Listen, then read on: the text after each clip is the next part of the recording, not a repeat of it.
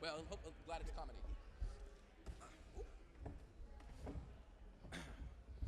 Oh man, these chairs are really. I know. I sat down and it's like immediately sunk down. I know. Where's my? Here's the lift. I feel like. Okay, interesting.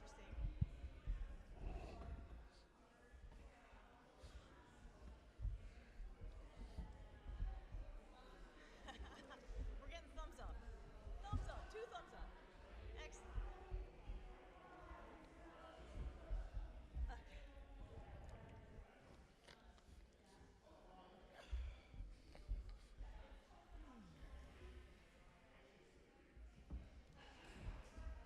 All right. Cheers to the water bottle.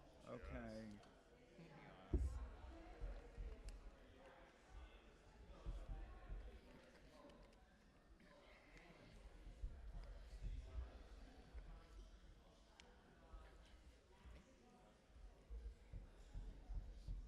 Okay, we're going to get started.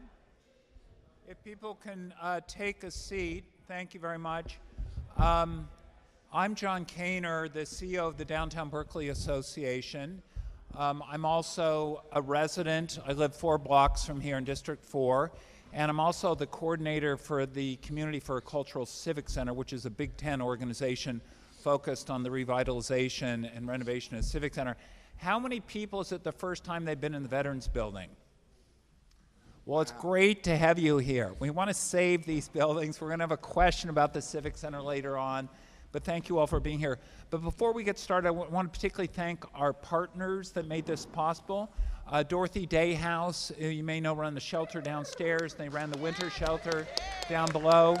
Options Recovery Service, and they have meetings and staff here. And I wanted, and the Berkeley Historical Society, is John here in the back? Thank you. A great partner with our Cultural Center group. And then I want to particularly thank David and his colleagues at Berkeley Community Media. You are such, we are streaming this live on YouTube and Channel 33, and it also will be taped. So thank you all. Matthew Jervis is our timer. We're going very high tech. We've got a timer and it's going to beep. So we're going to cover a lot of territory. So I would also ask if you can hold applause. We are going to, until the end, we're going to start with self-intros. We have 2.5 minutes each. And then we're going to do some quick warm-up questions with 1 to 2 word answers. Very, very quick. And then we have 10 questions that have been developed by DBA staff and board members, and we have several board members here today that have been involved. And then we're going to pivot to audience questions. We have note cards. If you want a note card, Beth in the back. I want to thank Beth, my partner in crime at the chamber. Thank you, Beth. And then if we have any additional time, we'll take questions from folks online. And then we will have closing statements. So the opening statements are going to be 2.5 minutes, and we are going to start with Ruben, who we drew lots. And Ruben, you have 2.5 minutes. Matthew, if you can start the clock.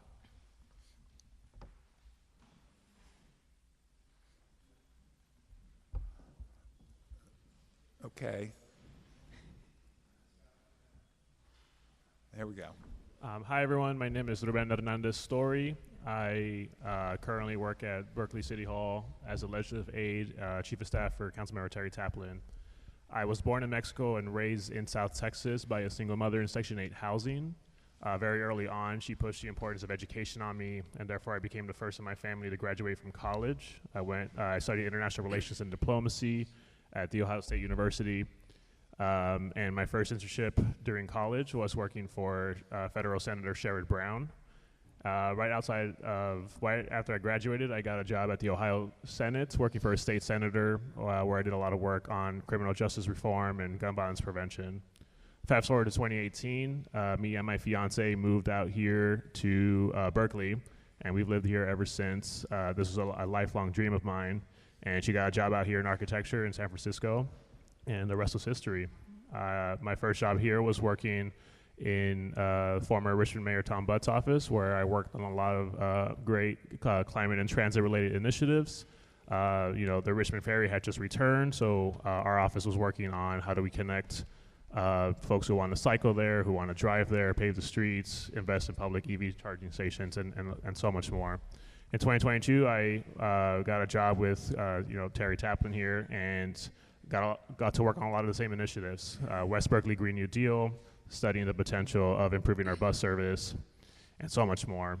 I'm running because me and my fiance set roots here, and we want to make it a better place for us to grow. We're entering our 30s, in the next stage of our lives.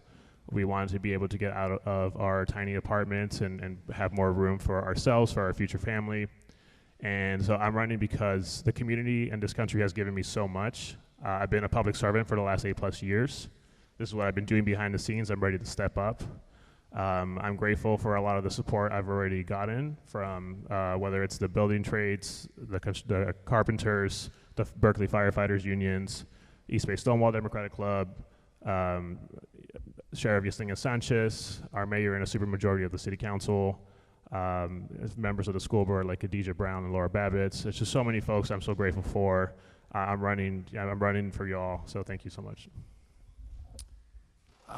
Thank you, Ruben. Elana? If you want to wait, Matthew, there you go. I'm Elana Auerbach, and I'm running to reclaim our city for the people, and also to bridge the artificial divide of class and race, which has for far too long kept us separate from one another.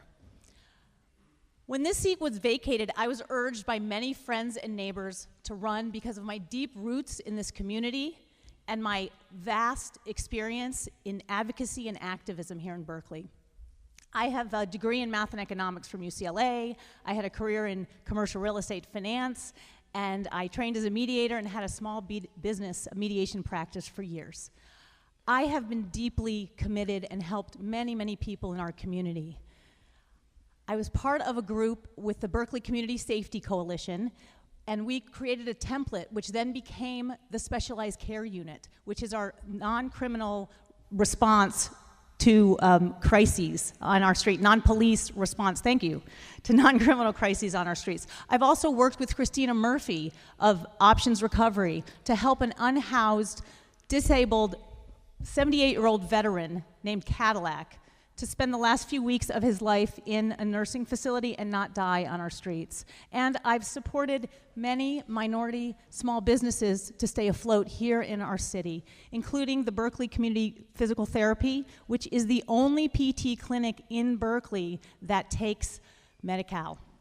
We can revitalize our downtown with a commercial vacancy tax, with small business incubator, with a revolving loan fund, and so many more things. We can decrease crime, but we must address the root cause of crime, which is poverty. And there are proven community-centered public safety initiatives that we can implement here in Berkeley. And we must and can build and create actual affordable housing. You can count on me to have the courage of my convictions and not capitulate to the status quo. I have the skills and experience to help create an environment of respect and trust in our city government. A vote for me is a vote for integrity, community, and compassion in action. Thank you. Thank you, Elana. I have a message from... if you want to raise your hands, if you've completed a question card, Beth will pick it up, or Mark. Number 3, Soli. Soli? Thank you. Good afternoon. My name is Soli Alpert, and I want to try and speak slowly. I struggle with that sometimes.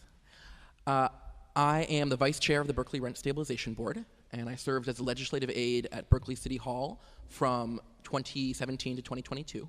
And then briefly between then and running for council, I was a legal assistant for the California Center for Movement Legal Services, working on tenants' rights law.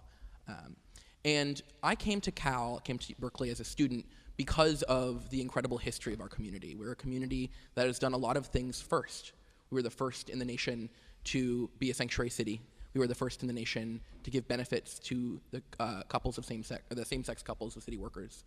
And I came here because of the incredible things that we've done, and I feel like far too often when I've been around City Hall, people want to celebrate those achievements, but don't want to strive to make those achievements happen anymore. And I don't believe that we have to choose between the everyday work of government and the cutting edge, the progressive cutting edge. And that's why I've worked with Councilmember Harrison, who has endorsed my campaign, on the progressive cutting edge of legislation in the city of Berkeley. I helped write the vacancy tax, which taxes large buildings that are vacant long-term in our community to either return them to the rental market or provide money for affordable housing. I helped write the Fair Workweek Ordinance, which provides landmark labor protections for workers, shift workers throughout our community.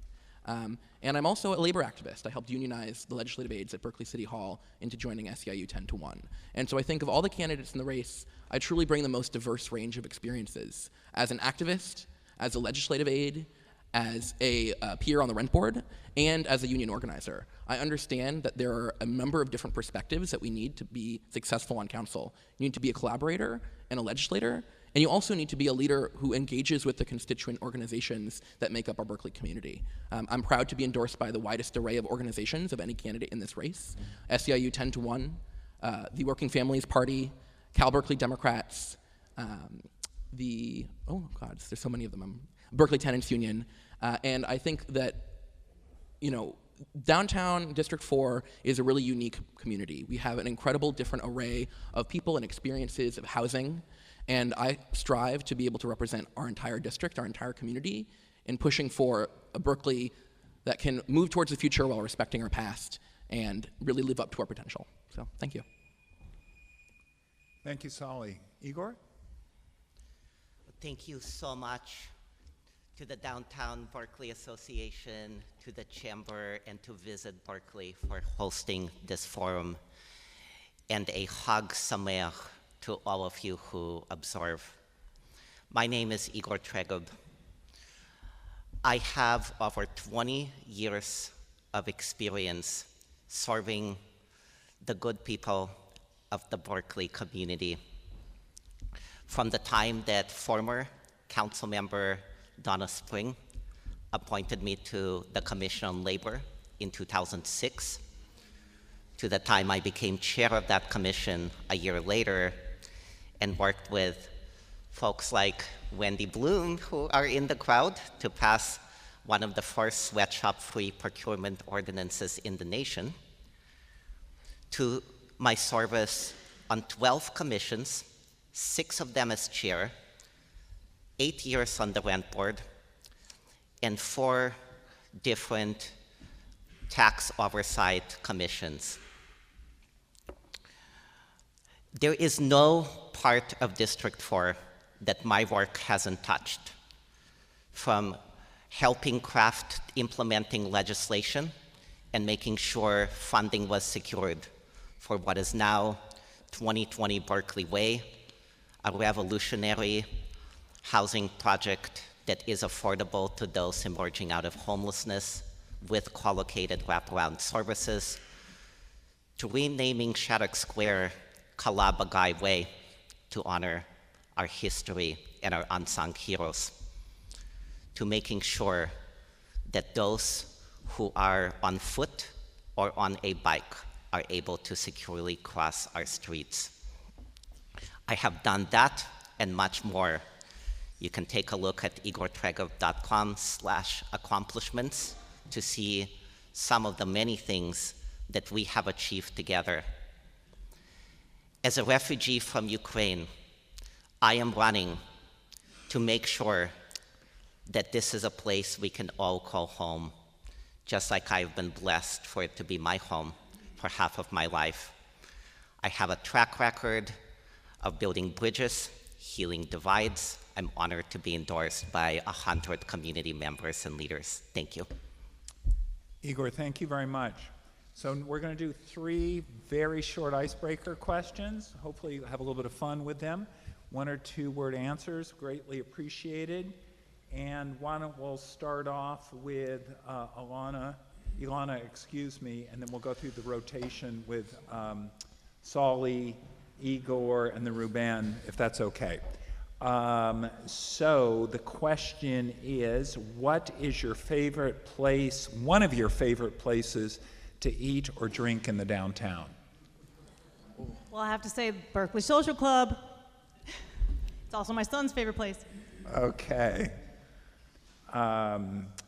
Soli? Jupiter Pizza. It's not good for my stomach, but I love it. Okay, thank you. Igor? Bobby G's, and I'm not saying that because I'm honored to earn the endorsement of its former owner. And Ruben? Cancun Sabor Mexicano for food and Asha Tea House for drinks. Okay, excellent. So, what is one of your favorite arts, theater, or entertainment venues in the downtown? And Soli, why don't you kick that off? Victory Point Cafe. You can find me rolling dice there many days. Igor? Aurora Theater, and please join me in making sure that it gets the support that it needs from the City Council. Ruben? The UC Theater. And Elana? I have to say, too, Freight and Salvage and California Jazz Conservatory. Okay, thank you.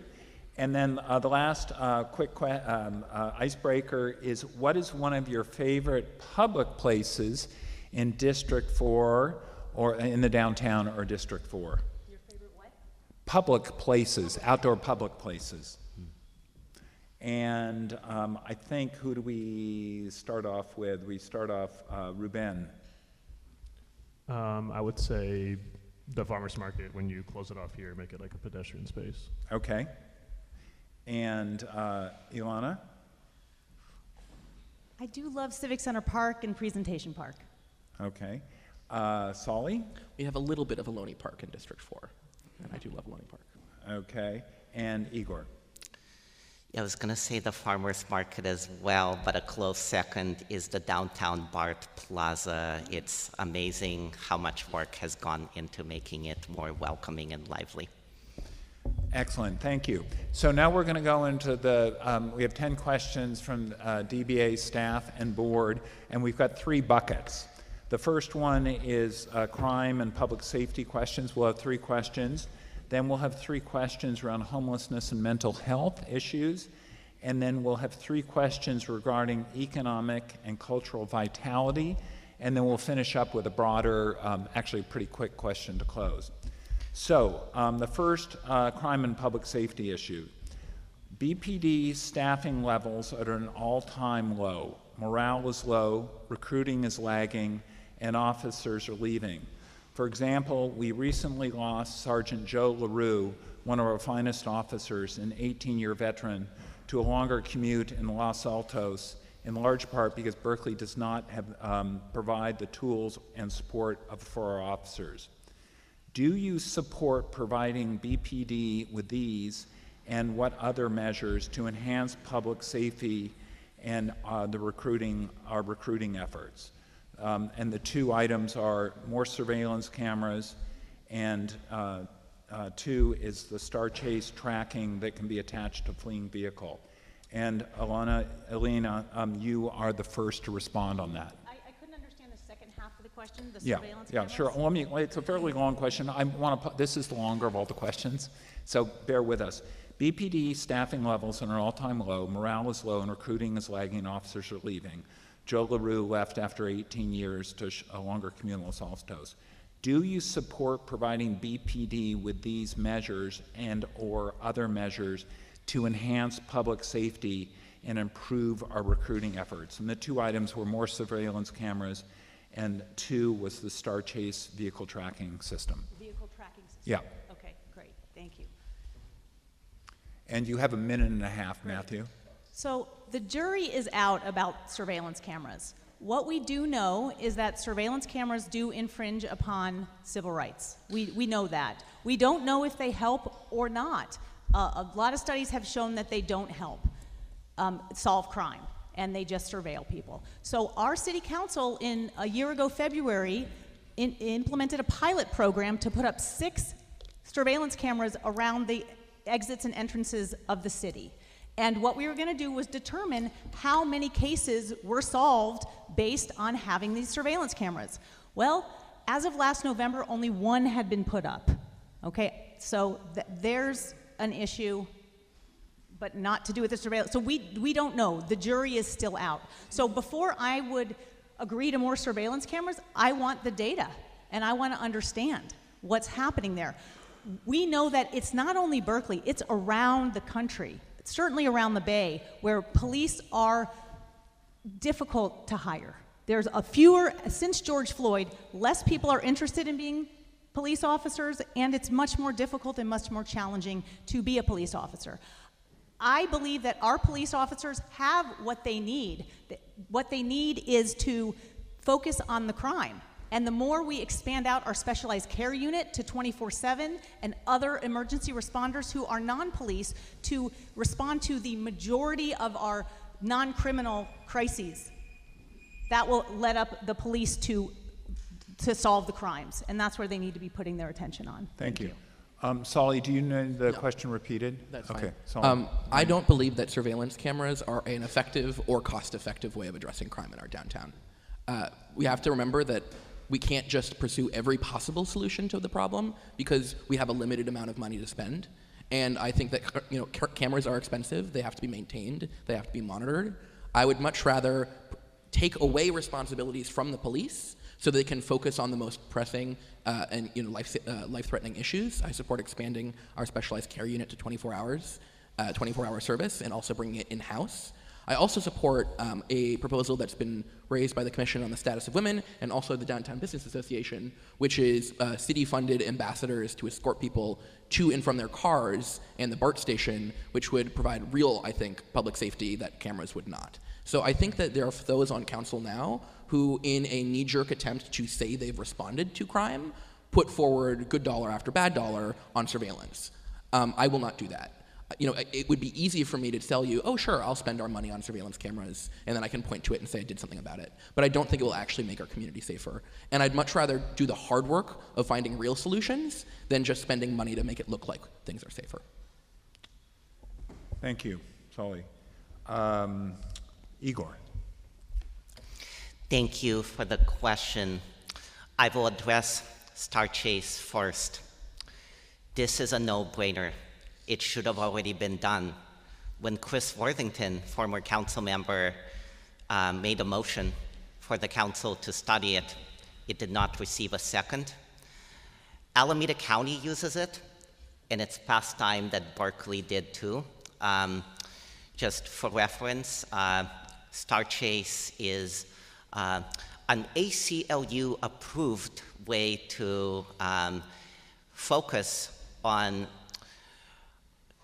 crimes that are being performed while in a vehicle or fleeing in a vehicle post-crime. It makes it unneeded for high-risk car chases or police chases to take place because it is a tracker that is hooked up to the back of the fleeing car, and so it can save lives in that way. So I would support it, and if elected, I would introduce this item again. On cameras, I am always down as someone trained as an engineer to take an evidence-based approach. I understand the concerns. I was born in a highly surveilled Soviet state. I'm Jewish. On the other hand, it was a camera that was able to identify someone who was stealing our campaign signs yesterday, and if more of them were available on small businesses, we might be able to address more serious crimes as well. Thank you. Ruben. Yeah, Berkeley has some of the strongest, privacy rights in the nation. I do think that we need to explore these options. I do support implementing these tools and giving the police officers the modern day tools that they need to address a lot of these crimes. A lot of our neighboring cities and jurisdictions have adopted these tools, and there's no reason that the residents and merchants here that make up the city of Berkeley should be deprived of these modern tools. With anything that we do that increases tools that our police officers use, I strongly support making sure that our accountability efforts through the Police Accountability Board or through the community at large are prevalent. We can do both. We can modernize our tools and hold our officers accountable. As mentioned, our businesses, whenever there's an issue that happens, and they, like a broken window, you name it, they reach out to the county, and the county says, well, you don't have video proof. And a lot of our business owners can't afford to have their own private cameras. Not everyone has the luxury of being able to have their own private camera set up in the city. And with a public camera system, that's something that we as a community can hold accountable. So yes, I do support that. Thank you. Question 2 on crime and public safety. On March 12th, BPD reported to council, quote, a notable increase in property crimes, specifically retail theft and vehicle theft, end of quote. Specifically, commercial burglaries have increased 109%, and vehicle thefts have increased 146% since 2018. If elected to council, what actions would you recommend the city take to deal with this situation? And Soli, you'll lead off. Sure. Retail theft is a big problem in our downtown. I don't want to make it out as though Berkeley is a more dangerous place than our other jurisdictions. It's not. But it is a problem that needs to be addressed. And as I mentioned in my previous answer, I think one of the best ways that we can support our police department is taking away the distractions, right? A lot of police department time is spent responding to abandoned vehicles, responding to drunken disorderly conduct, responding to homeless crises, or responding to mental health crises. And those are not things that we need armed police officers to address. So expanding the specialized care unit, as I mentioned, is a really great way that we can free up officers to respond to more violent crime and theft. We can also, as I mentioned, the escort program. I do think that we should have more officers on the ground in downtown rather than in their cars. Having a visible presence in the downtown is a good way to deter crime as well. And partnering with our businesses that have had theft to specifically address those. Some theft occurs because of a specific issue with the store, the way it's set up, and we can work with our stores to help address those things specifically. But as I said before, it's easy to say, oh, we need more X, Y, or Z. We need to be smart with our money. The city has a limited budget to addressing public safety, and going with the first solution is not great if that solution is not going to work. Ruben? Can you repeat the question real quick? Yeah. On March 12th, BPD reported to council a notable increase in property crimes, specifically retail theft and vehicle theft. Specifically, commercial burglaries have increased by 109%, vehicle theft by 146% since 2018. If elected to council, what actions would you recommend the city take to deal with this situation? Thank you. First and foremost is to adopt the modern policing tools that were discussed in the previous question. I think that's very important. Another thing is, evidence has shown that there are a lot of other factors that contribute to crime rates. That can be, blight, vacant properties, and having a strong visible presence that acts as a deterrent. So I strongly do support really investing and increasing our community policing efforts, whether that be through, bringing back our bike patrol in full force, more foot patrols, more area coordinators. I think one of the most important things we really need to do is, invest in community policing. We need the community and the officers to be working together to deter that crime. That's how we help our officers' clearance rates go up, and that's how we help crime go down. So that's what I'm in strong support of. Thank you. Elana? Do you want me to repeat the question? No, Okay. not at all. Not Okay. at all.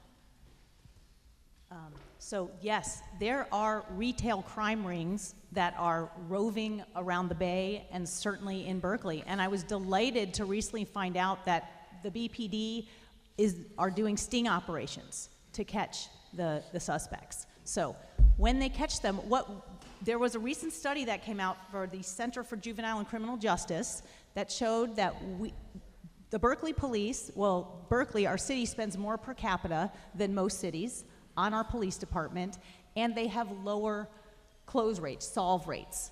So once I'm delighted, like I said, about the sting operations, And what we need to do is put more attention on investigating, so that when they do transfer the case to the district attorney, then the district attorney's office can prosecute to the fullest extent of the law.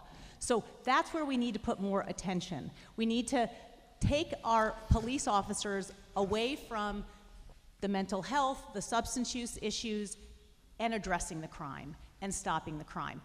The root cause of crime is poverty. And so we also need to look at how are we as a city and as a region going to address the root cause, which is there have been guaranteed income programs. That's now stopped at 1 minute 19. Yeah, so We're having issues if with you it. can probably wrap up, Matthew, So, you didn't have the clock running. No, I actually just stopped right there. But I will, because I want to say we need to invest in the downtown. And so it was mentioned, I believe that our city should subsidize not surveillance cameras, but cameras, security cameras in the businesses. So, and put stickers on every single business to say, this business is secure and you are being filmed right now. And lots of other ways. Also, is it still going? Because I felt like I didn't have, oh, it was 1.5 minutes. That's right. So I think that's, is it done? Yeah, I think I'm it's done. probably best you wrap up. Okay, thank you. Sorry, we had a little technical I do have more to difficulty. say. Matthew, are we ready for 1:30? Igor. Thank you for the question. My car has been broken into multiple times in the past year. Nothing was stolen. It was just broken into. And then I was out $300, $400 to replace a window.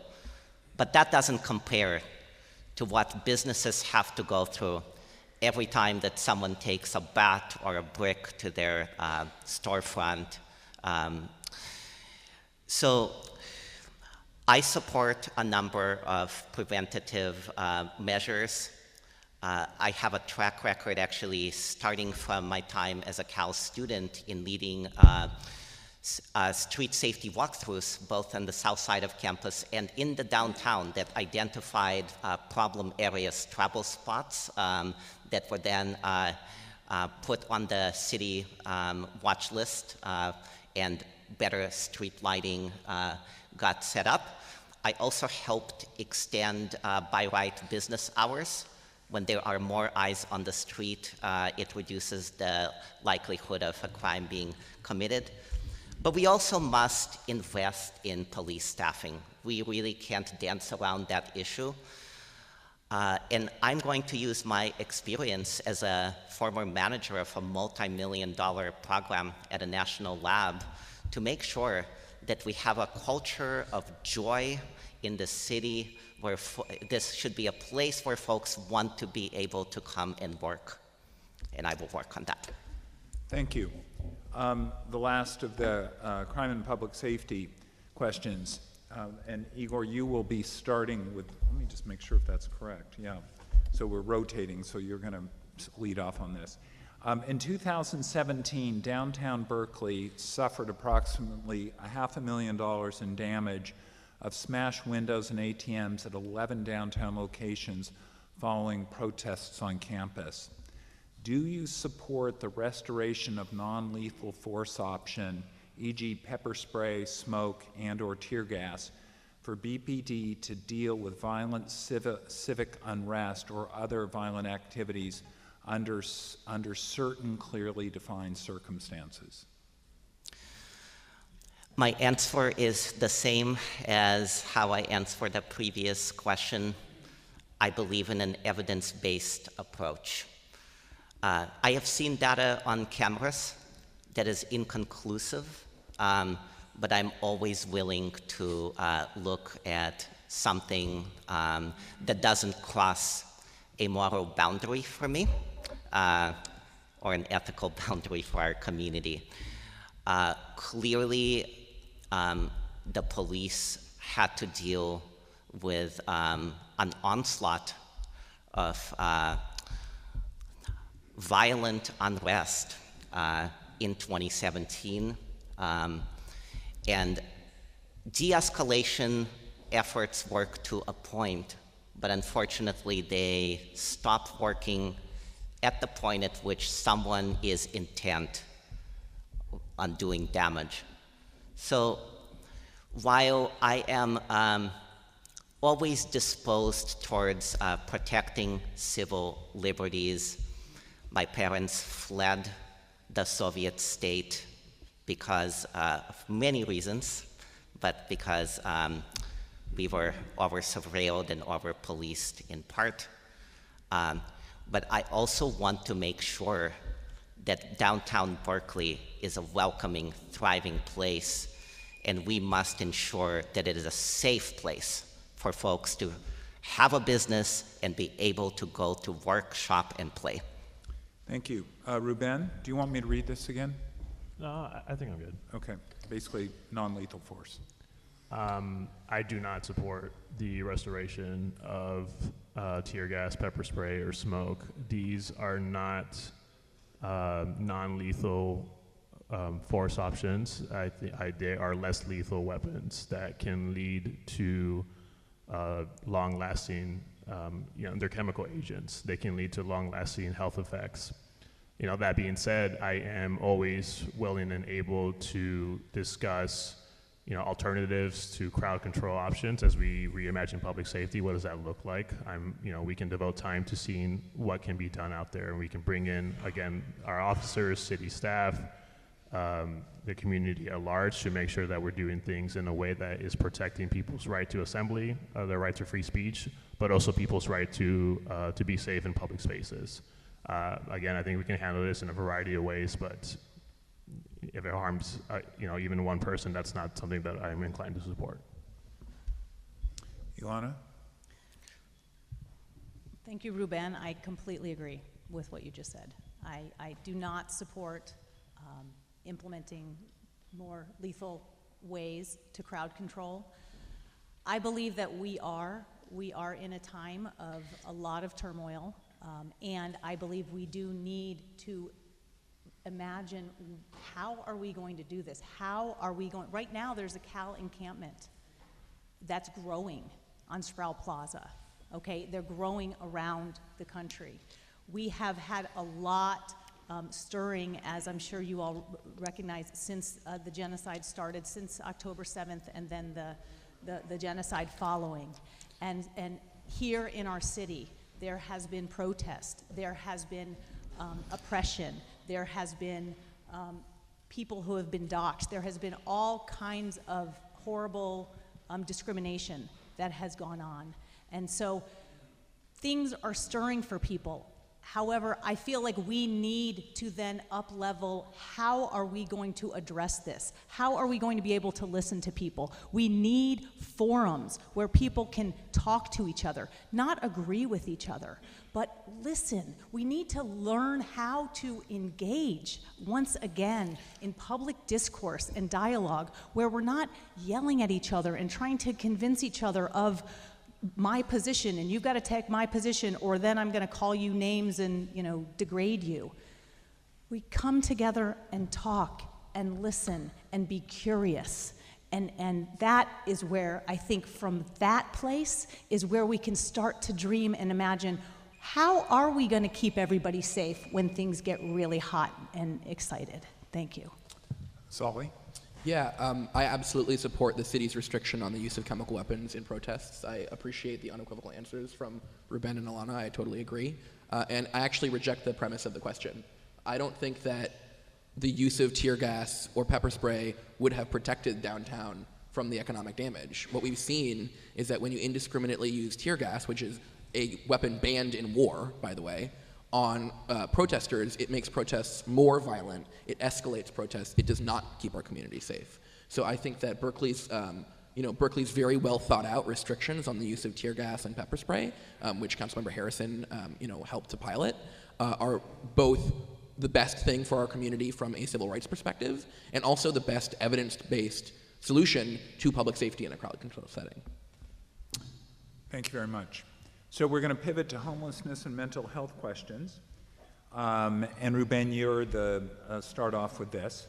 While some progress has been made with a 5% reduction, there are still 1,057 homeless persons, the last count, in Berkeley, and new folks arriving and others becoming homeless. Do you support the building of more high-quality congregate shelters with wraparound services in Berkeley and/or Alameda County, since we do not have the time, money, or space to build enough non-congregate housing to fully address the homeless crisis? I do support, focusing on how we can increase the shelter space. But first and foremost, I believe that we can address the homeless crisis. It has to be addressed through a housing strategy, and that includes like how are we working to create rapid rehousing services? What are we doing for transitional housing, permanent supportive housing? A great example we have here in District 4 is the Hope Center on Berkeley Way. How can we support those efforts and expand on that? In terms of the congregate shelters, I do support that. I just really strongly want to be mindful that when we are exploring those options, that we are keeping in mind safety at those shelters, accessibility for the shelters, and lots of times high barriers of entry. We hear from our unsheltered neighbors, and that can be like there are a lot of mixed gender populations, pets, families, and we just can't be splitting them up. So yes, I am in support of expanding access to shelters and beds. Let's just be mindful that we're doing it through a compassionate lens. Elana, do you want the question repeated, or are you okay? Thanks, John. I do support, I feel like I heard the analogy of our unhoused, solving the unhoused. Clearly it's about housing people.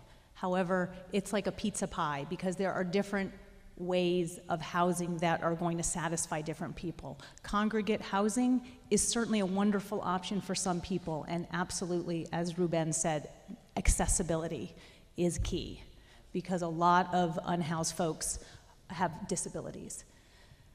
But there are many other, it's not a one-size-fits-all at all. What I believe we need to do first here in Berkeley is create a safe stay sanctioned encampment, which would be a place where all of our unhoused neighbors would be encouraged to go. We've agreed with the neighbors around wherever it is, maybe it's part of a park, and they will have basic amenities there. They will have running water, they will have toilets, they will have regular trash pickup, they will have electricity to charge their cell phones, and most importantly, they will reliably be able to be found by their many service providers. And just having that place, knowing that's a safe place, of course, it had to adhere to the laws of the city of Berkeley, and those will be enforced.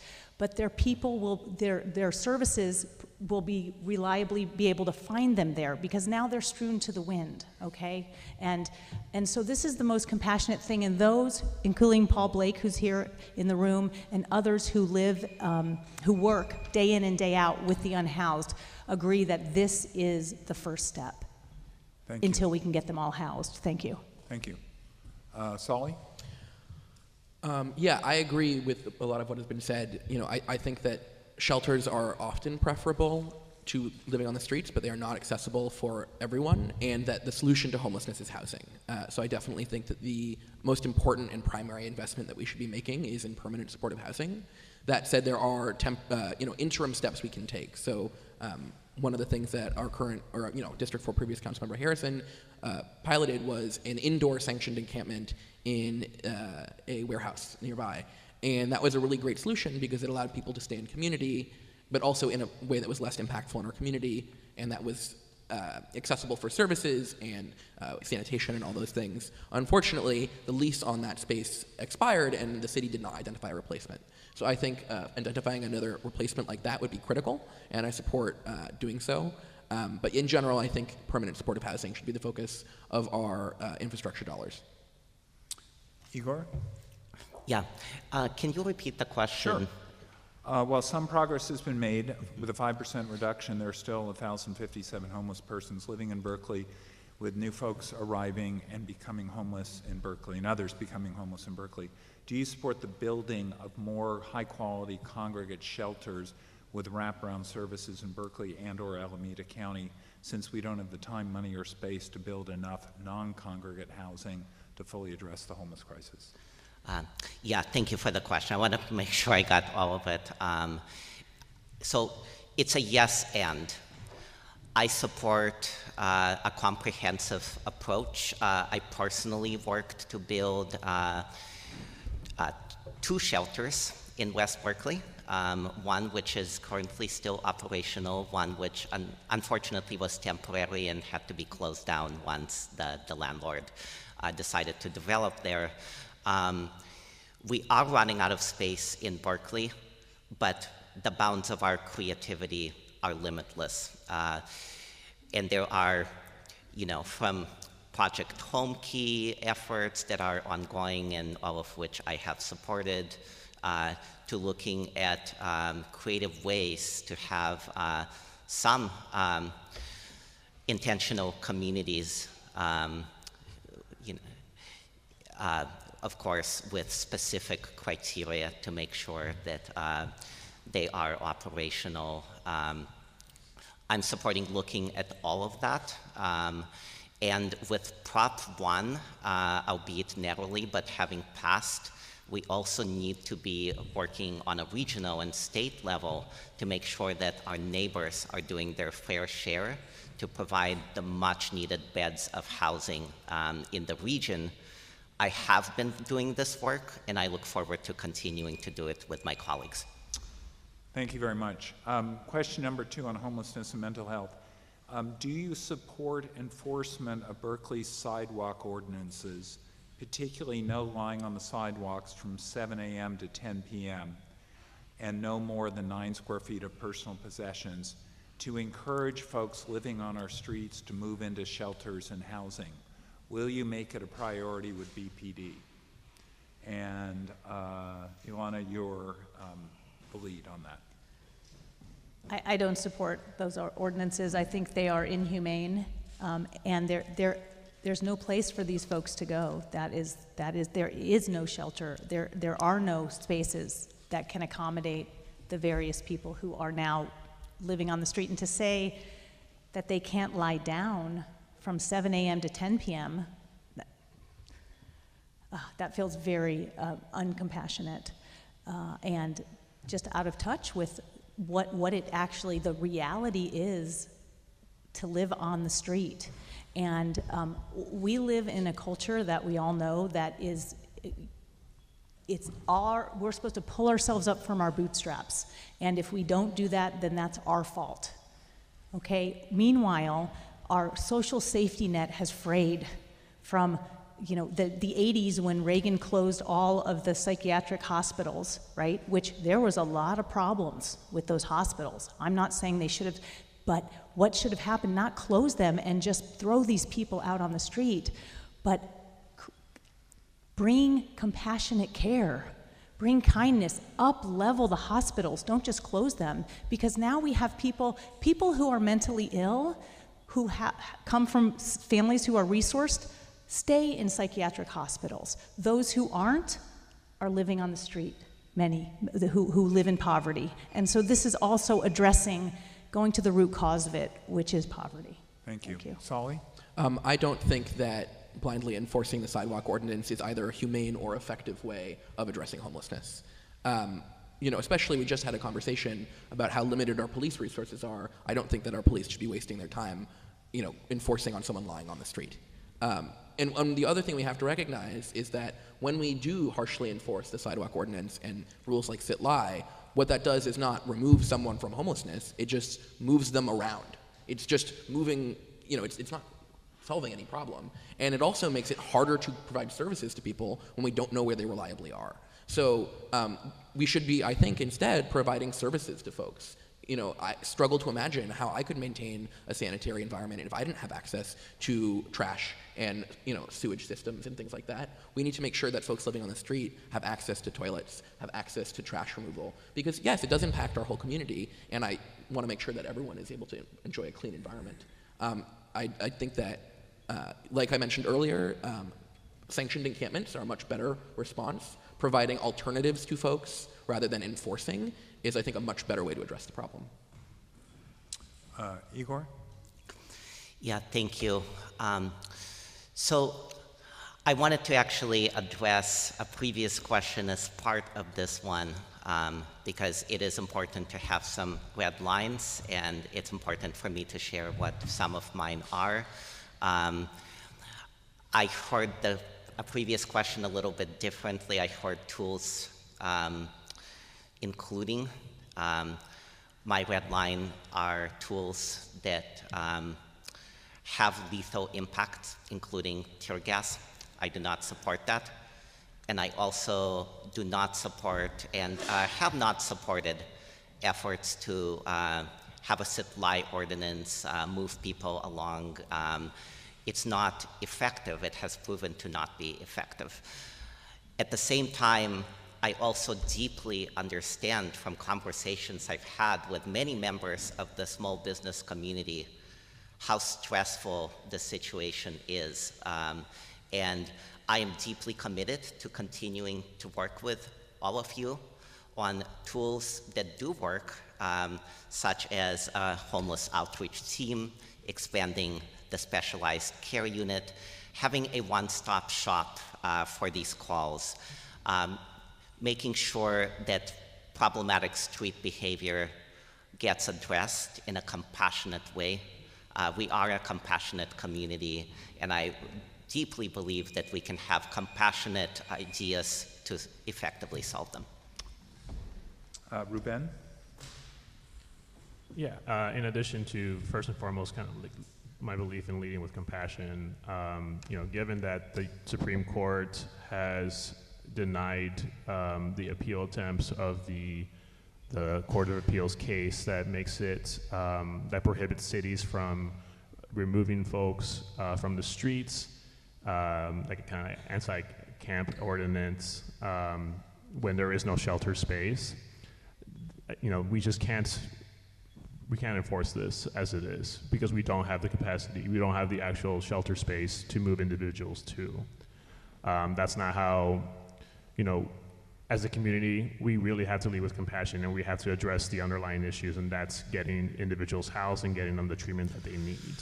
The quicker and more effective that we can all work together to address that, the more we can get to a point where we have all the space that's needed, that then we can talk about enforcing it when there are very few people who are still on the streets, when there is plenty of space available, but we're not there yet. So let's get there. Thank you. Last, homelessness, mental health questions. We have many people living tragically on our streets with severe mental illness. Do you support the governor's Corp program and roll out in Alameda County and Berkeley later this year to get folks the care and housing they need? And Soli, you're the lead on that.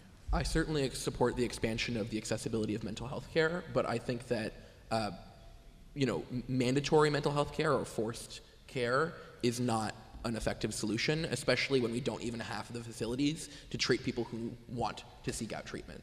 That forcing people into treatment when we don't even have the facilities for everyone is not an effective use of resources, and it's a huge issue in terms of ethics and care. I think first and foremost we need to expand mental health resources. I think that the city of Berkeley should be working with the state and county to put mental health resources on the table from our community and making sure that those who can and do want to seek treatment can. And I think we may find that when treatment is available, those who don't want it now may change their minds, but I don't support, I'm forgetting the exact term, but basically mandatory care. Igor? Yeah, I have to admit, Prop 1 was one of the hardest props in recent memory for me to decide on. It is important that we invest in addressing homelessness, but I really had trouble with the Corp piece of it. Regardless of how I or any of you voted on that prop, however, that is now the law of the land, narrowly, perhaps, but we need to be in prime position as the city of Berkeley, working closely with Alameda County to make sure that we get funding and to make sure that we have a degree of local control in how that funding is used, that it is the folks on the ground that best know the challenges and opportunities of addressing this mental health crisis that is deeply connected to so many other crises. That we make sure that standards are in place around the use of a care court. Our system is broken. We do need more housing, treatment, and support for people who have been left behind. And I'm committed to working with the Downtown Business Association and with all of you to make sure that we address this in a compassionate, comprehensive manner. Ruben? Yeah, so the care court was passed in 2022, and as mentioned right now, Prop 1 just passed. This is somewhere that we're moving towards. I want to be optimistic about this program. I do support it. It's had a lot of there was support and opposition as with any item. But like with anything, I want to lead with a compassionate mind first, and I just want to make sure that when we're pursuing these strategies, that we're always being mindful of the evidence that has been out there about some psychiatric institutions that have had scarring impacts on individuals. We have had folks who have suffered through abuse and confinement that generate just forever trauma. So yes, I do support this, but I do support strong accountability measures and metrics that really do measure the success of these kind of programs. Thank you. Elana? So over this past month and a half or so, I've spoken to almost all of the small business owners in the downtown and to hundreds of our neighbors. And having people who are seriously mentally ill is a hazard, is a real hazard. It's one of the most primary concerns of the small business owners, and many neighbors, especially the ones who live right around Civic Center Park, have had a lot of incidents that I don't think is really fair to feel afraid to walk across 2 blocks to get home. So I believe that I have advocated, and I see several other activists here in the room, for Berkeley to have a crisis stabilization center. We need a crisis stabilization center. We also need, and I'm hopeful that Prop 1 will provide the funding for us to have a county-wide psychiatric hospital, compassionate care, absolutely, that will support these people, so there will be a place to go. That will begin to weave that safety net that has been tattered to shreds over the past decades. And so, as far as Prop 1, I was on the fence about it, and I have a dear friend whose daughter was seriously mentally ill, and she wanted her to be institutionalized, and the daughter refused, and she died on the street. So my friend supported Prop 1, and I'm going to make the best of it. Thank you. Thank you. So we're going to pivot to economic and cultural vitality, but before we do that, David, how many folks are tuned in on YouTube? Okay, thank you. Hello, online audience. First, and Igor, you're the lead on this. With the failure of Measure L, the state budget crisis, the lack of federal funding, what ideas do you have to implement the 2022 Civic Center plan to renovate Civic Center Park, this building, and Mada Shrek building, also known as Old City Hall? Yeah, thank you for the question. Few people campaigned harder than me for Measure L, and it was devastating when it came just a few percentage points short because, yay, Prop 13, it required 2/3. I'm deeply committed and have participated periodically in the weekly meetings that are happening to envision the future of this building and all of our sacred cultural spaces. I have been talking with Alani leader Karina Gould about what her community would like to see, including daylighting Strawberry Creek in the center of our public commons. I am deeply committed to these principles that were embodied in the downtown plan, which I did support. I don't have an easy answer, and there are no there are no easy answers for this. But what I can offer is my full commitment to work with all of you to find funding, find money under a couch, if that's what it takes. It must exist somewhere. Let's look at our entire budget and see how much of it can be set aside to re-envisioning and refurbishing and seismically retrofitting beautiful public spaces like this one. Thank you. Ruben? Yeah, Measure L was, I think, it shows where the community was when we tried to tackle too many issues at the same time. I also did support it, but I'm respectful of the democratic process, and I think it shows that, right now we have folks who were on opposite sides of that issue joining forces for a Safe Streets measure. I think we have to look at it that way.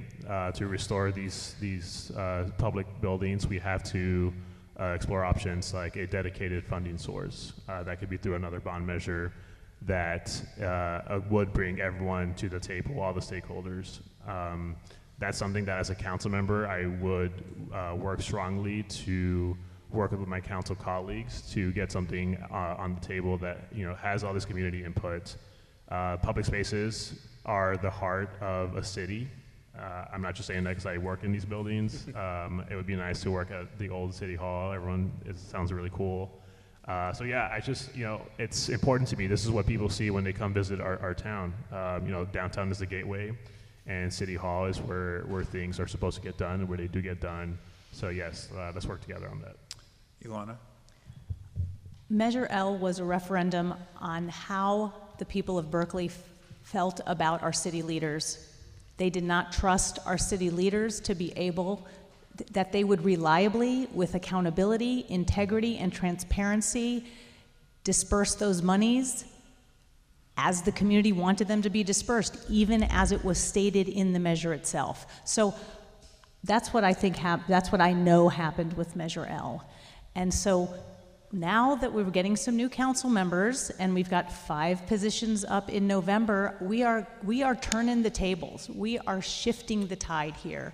And I am running to create integrity, accountability, and transparency in our local government.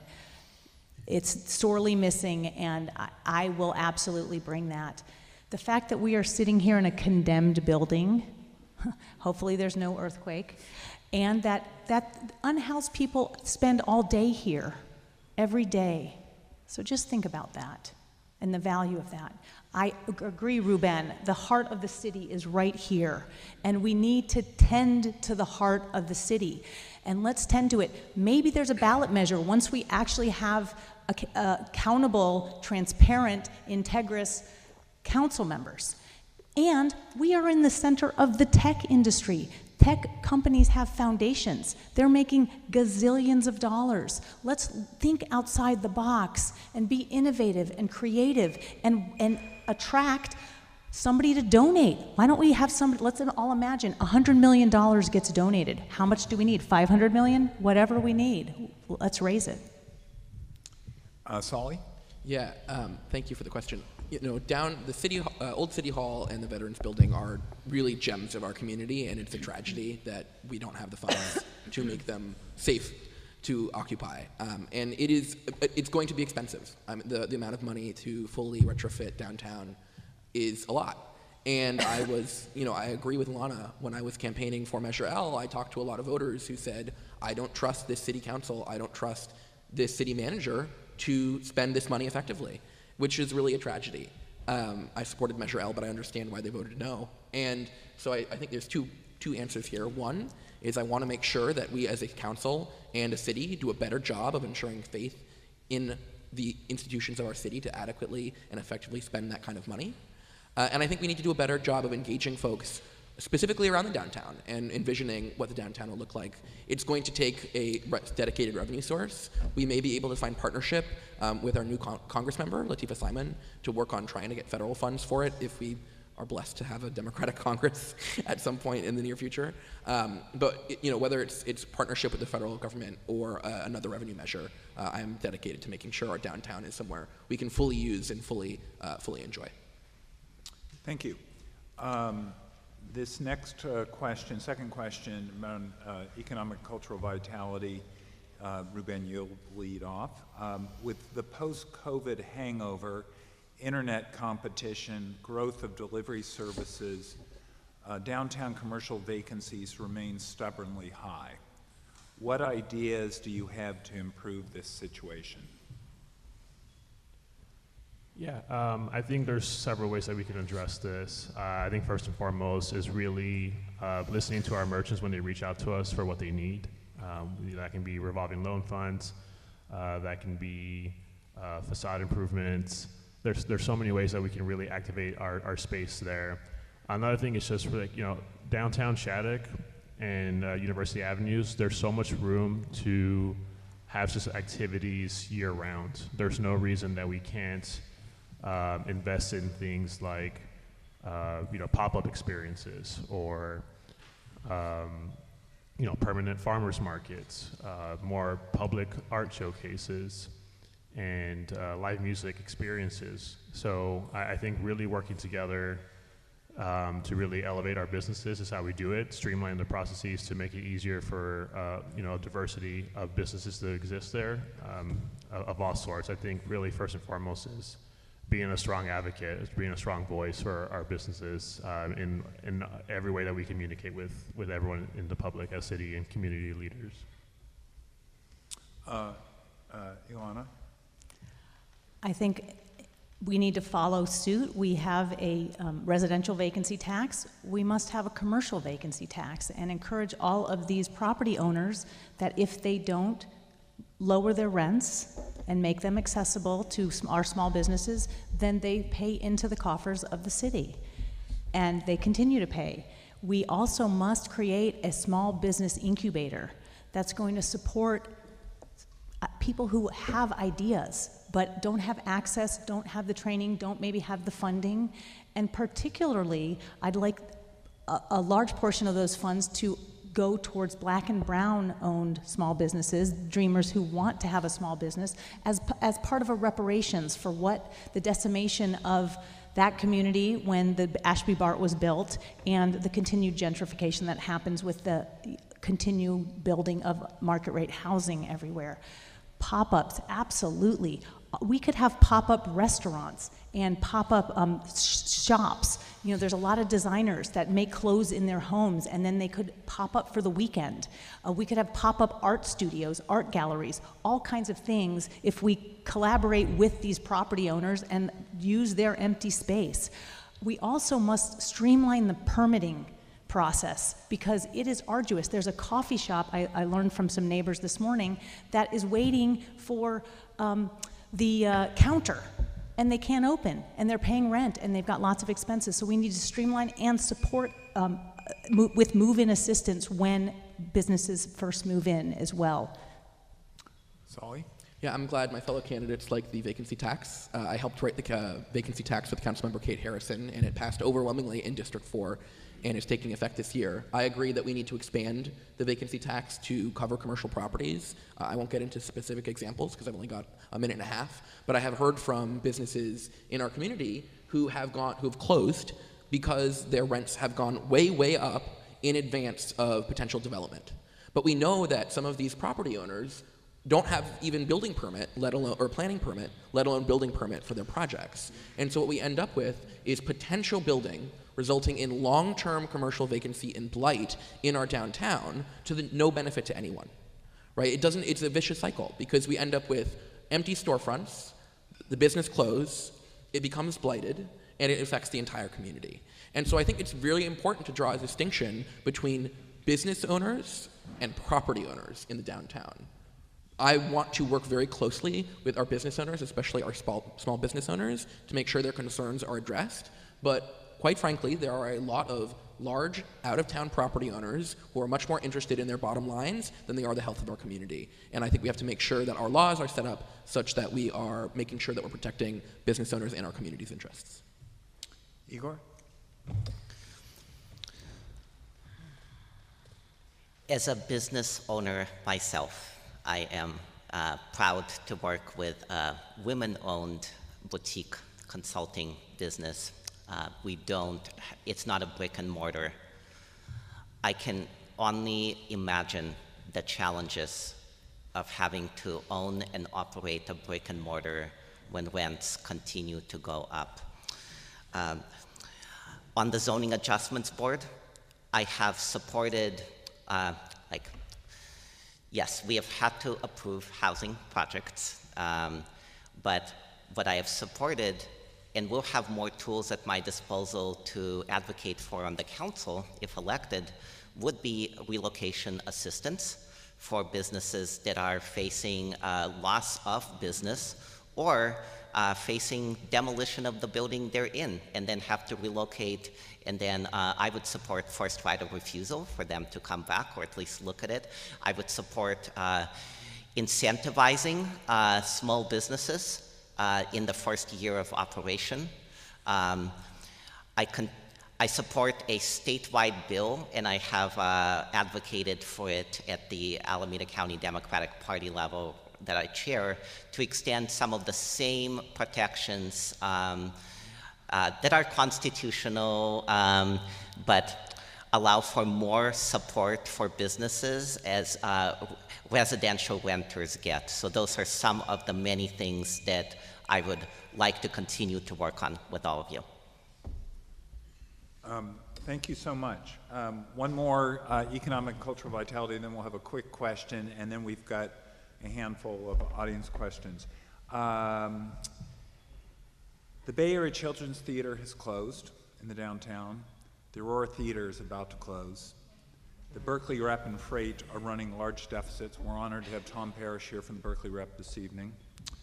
With lagging audiences and high cost, arts organizations are on the ropes in Berkeley.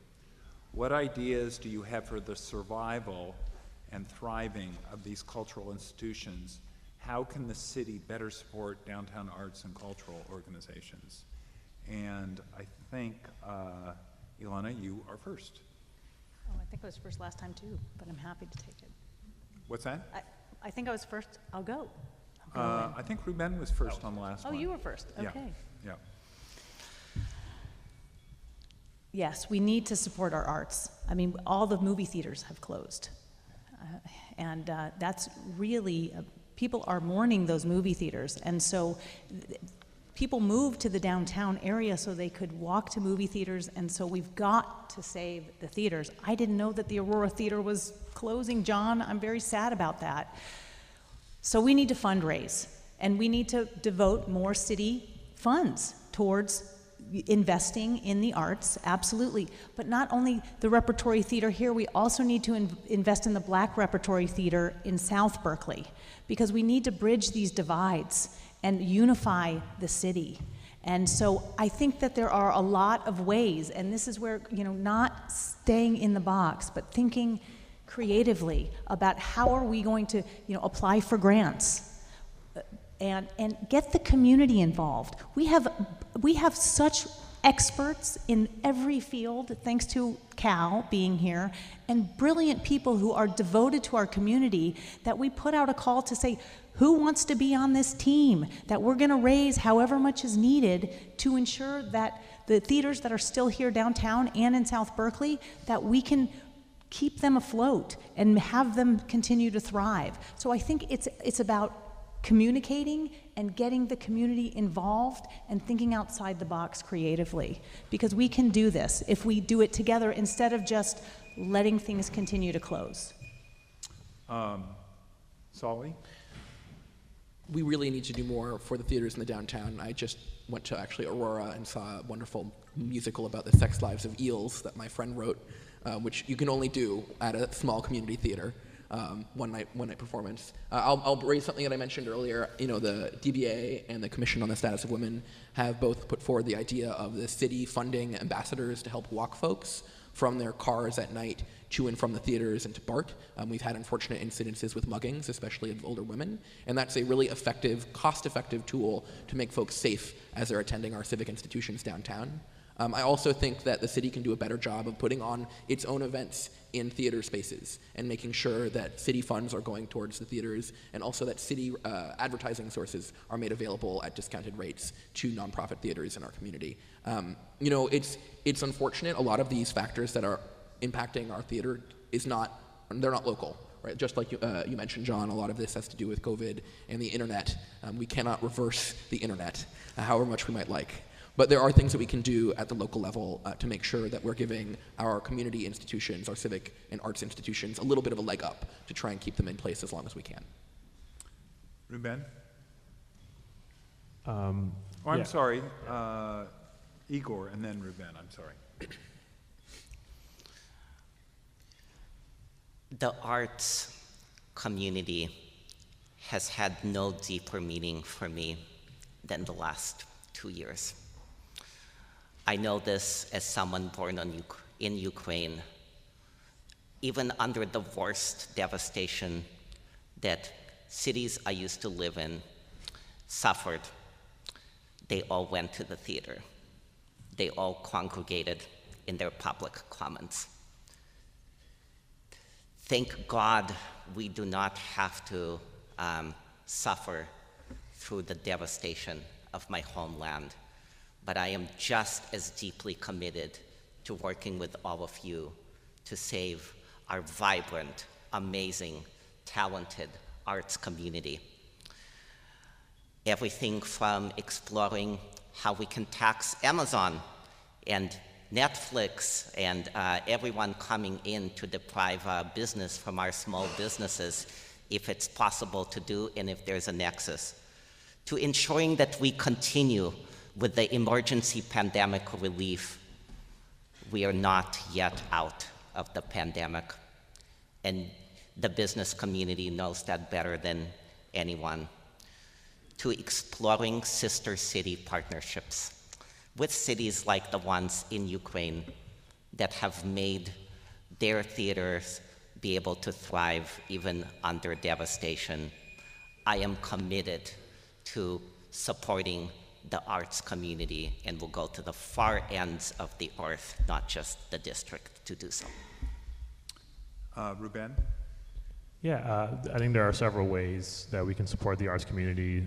First and foremost, and it should be the lowest hanging fruit, is just having city leaders who are loud and vocal about everything that's going on in our downtown.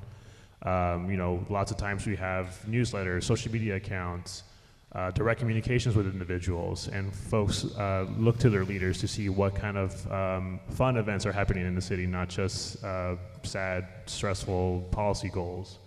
But really, we have to increase that. You know, how do we activate? I think a lot of it has been discussed in everything tonight. How do we activate our downtown public spaces and have public showcases, arts, previews of performances? Why don't we have some?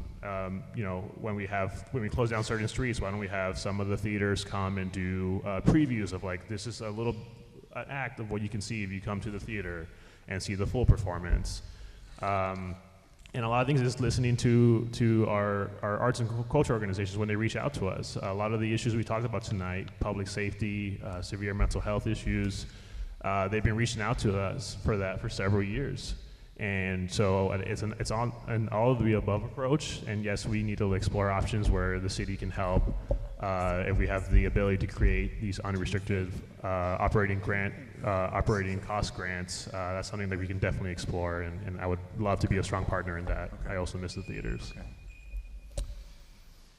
Thank you. This next question, thank you. We've made it through the three major buckets. This is quite a short question. Hopefully you can answer it quickly. Will you, and then we have about 6 questions from the audience. Will you commit to meeting with merchants and nonprofits at least twice a year to hear their concerns regarding crime, public safety, regulation, and economic vitality? And Soli, why don't you start off? Yes. Okay, I like that. Igor? At least twice a month. Okay. Ruben. Yes. And, Absolutely. And Elena, thank you, thank you. Okay, so we've got 1, 2, 3, 4, 5, 6, 7. So we've got 7 cards. And I think, Soli, you started, no, who started the last? I'm not going to count that last one. So, Elena, you did. So, Soli, I think we'll start with you on this, if that's okay. It seems from recent events that there is a lot of dysfunction in City Hall. What skills do you bring that can cut through some of the paralysis so we can get things done?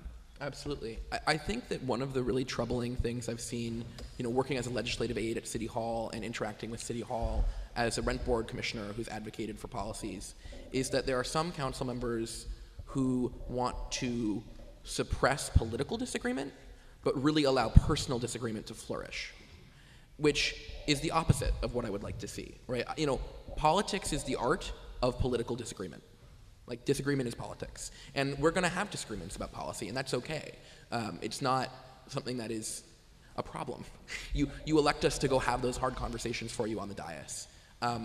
But I think it's important to allow those political disagreements to happen, but then not have these kind of personal petty grudges that take hold. I will work with all of my council colleagues on the things that we agree on. There's not one member of the council who, I don't agree on something with. But I'm also not going to pretend to agree with my council member colleagues on something just because that's what you need to do to get along. I think another really important factor is that in getting things done at City Hall, you have to be connected to the outside. That City Hall can become a terrible fishbowl where you're just constantly in the same water, only thinking about the same things, the same problems, the same people. I'm proud to be endorsed by the widest array of community organizations because I really have ties and connections with these outside organizations who can help advocate for and ground me in community and advocate for these policies with me at the City Hall. So it's not just a conversation between 9 individuals, but really is a conversation with the whole community. Thank you. Igor? Corina Gold had this to say about me. Igor has a proven track record of healing divides in our community. He's a proven consensus builder. Now more than ever do we need him on the City Council. I lead with this quote because I have dedicated my life of service to working towards a win-win. To me, that win-win does not have to be a middle ground. It can be a way to get everything done that we want, as long as we take the time to listen to one another, to come from a place of shared values. This is something that all of you know. For those of you who have built up a business, you know that that is how business gets done. The City Council needs to have someone there that can effectively work with everyone while ensuring that we pass the strongest possible positions. I'm very honored to be endorsed by a majority of the City Council, a majority of the school board, our county supervisor, Keith Carson, because I have a proven track record of working across divisions to get things done together. Ruben? Yeah, I've been doing this work as a legislative aide for the last 8+ years at the state and local level, the last 1.5 years here at City Hall. I have that personal experience. When you're an aide, you are in the rooms when you are working with diverse stakeholders who have competing perspectives and lived experiences. At the same time, I'm also heavily involved in the political community outside of City Hall. I'm president of the East Bay Young Democrats, past president of the Latina Young Democrats of the East Bay. There are often times where we have disagreements within our clubs, but we are able to hold this respect that I unfortunately don't see in a lot of other organizations And that's something that I truly cherish. I think this proves that the youth are not just the future, but the present. So really leading with that perspective, I grew up in Texas. I was in a state where several people didn't want someone like me to exist there. I was born in Mexico, so I heard they go back to your country several times. I did some time in Ohio when I was working at the Ohio Senate, and I saw what it's like to live in a supermajority Republican state. I think lots of times we lose focus when we are just out to call everyone out here something different than us, Republican, conservative, moderate, you name it, and that's not helping at all. So that's the experience I would bring. I've seen the divides, I've lived through them, and I've powered through. Thank you. Ilana?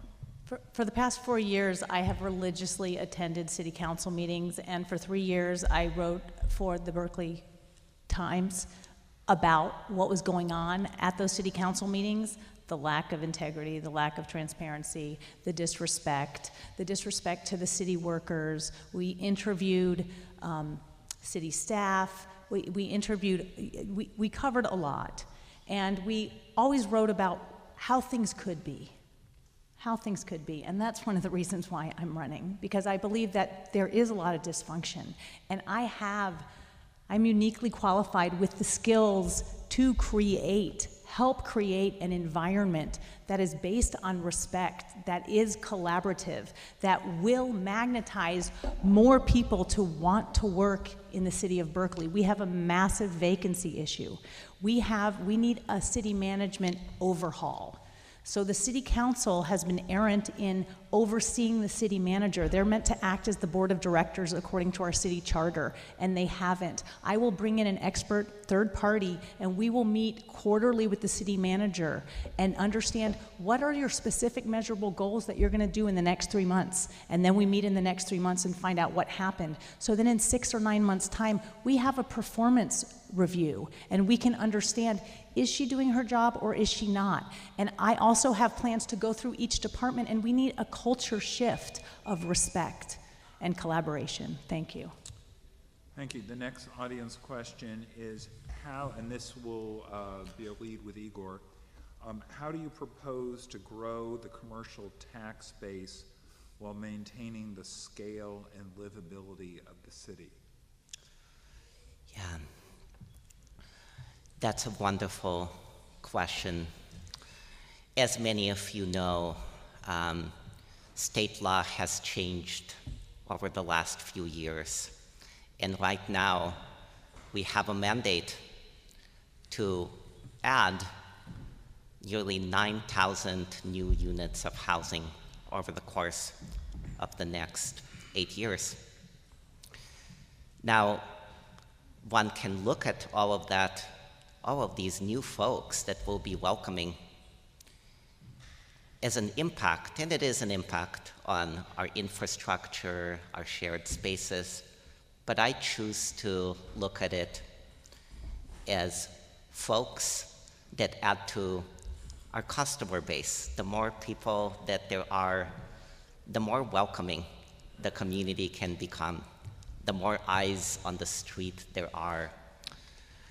We do need to make sure, though, that our small businesses are protected, because it breaks my heart when I walk around Berkeley to see many empty storefronts where a business that we loved used to be there. I have mentioned a variety of different incentives that we can use to make sure, and what's good for small businesses is also good for our commercial tax base. Ruben? Yeah, to reiterate just what we mentioned, how we can grow and support our small businesses downtown. I also do want to point out that, District 4 has changed the most. I would say it's one of the districts that has changed the most in the last 6+ years. We've seen a lot of new folks move downtown. We've seen a lot of great stats recently about how, very few districts have seen in the city, neighborhoods, has seen an increase in the black population, and downtown Berkeley is one of those neighborhoods that has seen an increase in that. We've seen an increase in Latino people in that district, like myself.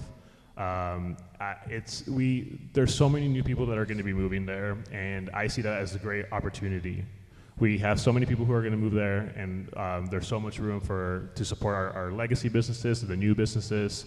We got to work to make downtown an appealing space where folks can walk to what's next, to bike to what's next, and just to take transit. There's so many things that we can really, really do just to activate that space, and that's how I strongly see that we can activate our commercial spaces and to make sure that folks, we address the public safety issues, we address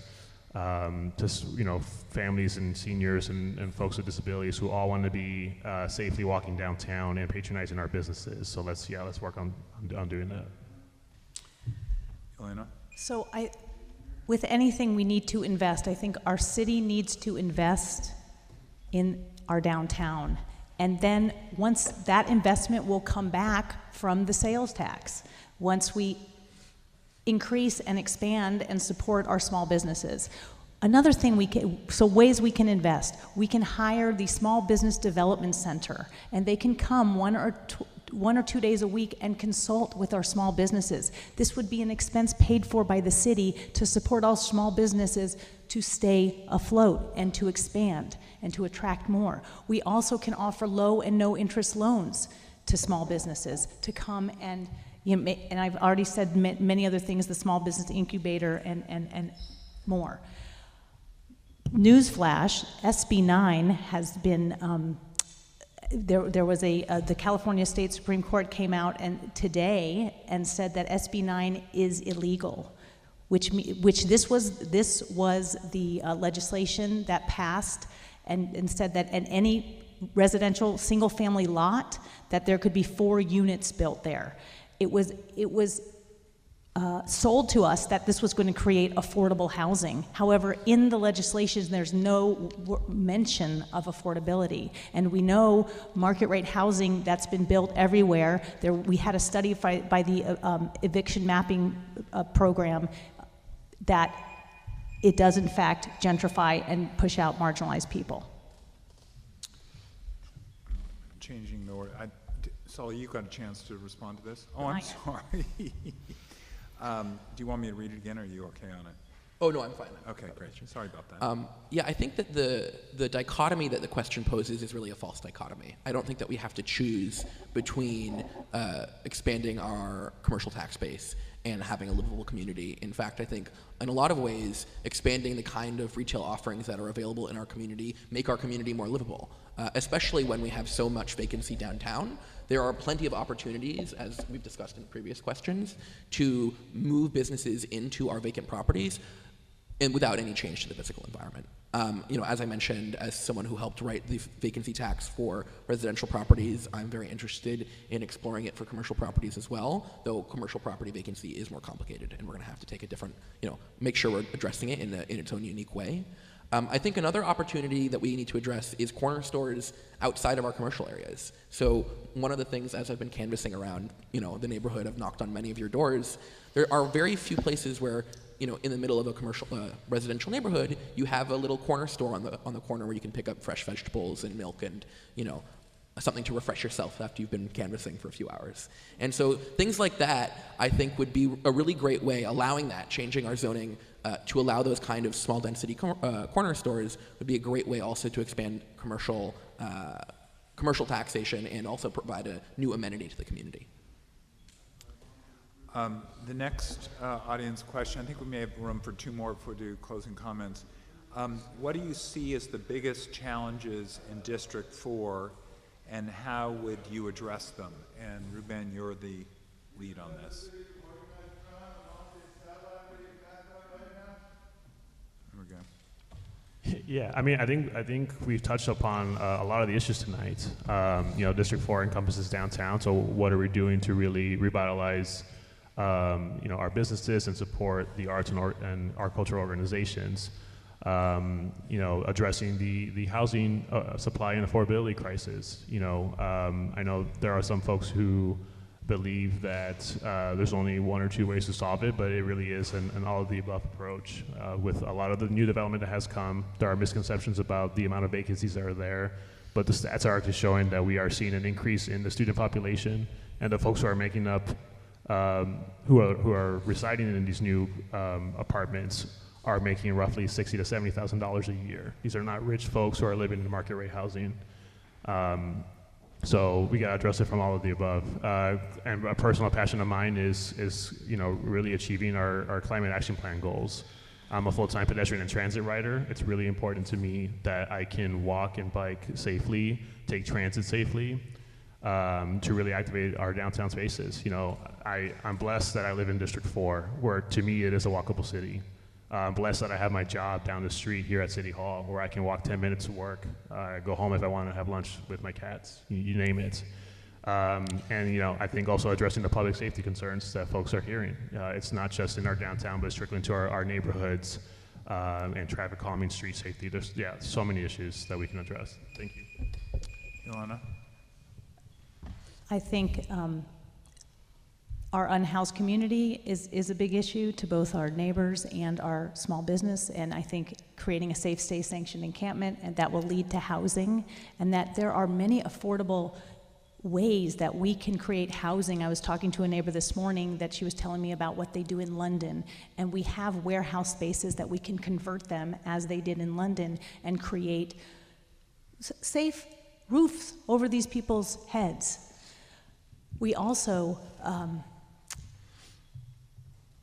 crime is an issue, and people not feeling safe. So an idea that has been implemented in cities around the country is this idea of a community host, where you have people who are highly trained in de-escalation and conflict resolution, and that they are at the highly pedestrian trafficked corners, and or where there's been an uptick in crime, and they also know who to call, who are the emergency numbers. We've got the police now, but we've got SCU. The fire department also has a program, and there will inevitably be more. So we can train these people, we can hire locally, we can pay them a living wage, and they are going to be a fraction of the cost of police officers, and they will be a presence, so that the neighbor who was walking out of Berkeley Espresso and had his laptop stolen out of his hands, less likely to happen if you have somebody who's dressed that people know, oh, that's one of the community hosts. So there are lots of ways we can solve our problems. Soli? Could you repeat the specifics of the question? Yeah. What do you see as the biggest challenges in District 4? How would you address them? Big, broad question. I think that housing and homelessness is definitively our biggest crisis in District 4, and when I knock on doors, that is the number one thing that people talk about, is the cost of rent, the cost of housing. Obviously, people in our community have very different experiences of it. We have a lot of, our district is 80% renters, and people are struggling to pay the rent. But also, I'll talk to a lot of homeowners who have lived in the district for many years and may look wealthy on paper because of the cost of their home, but have very limited income. And so the cost of living in our community is affecting everybody. We need to make sure that as we're addressing the housing crisis, we're addressing the housing crisis for everyone.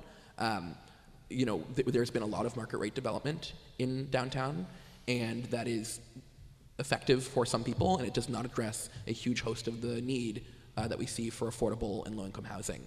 I would be very interested in exploring progressive business taxes like that have been implemented in San Francisco and Oakland. In San Francisco, they implemented a gross receipts tax on large businesses. In Oakland, they changed their business tax structure to be more progressive, so that smaller businesses paid less and bigger businesses paid more.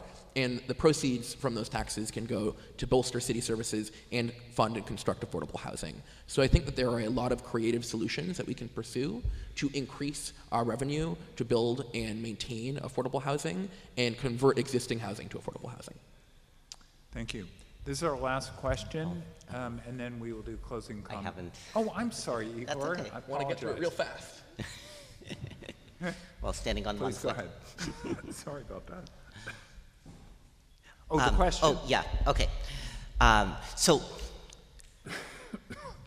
Biggest challenges. many of you, I have been invited to speak to you on your porch or in your living room and I'm grateful for that.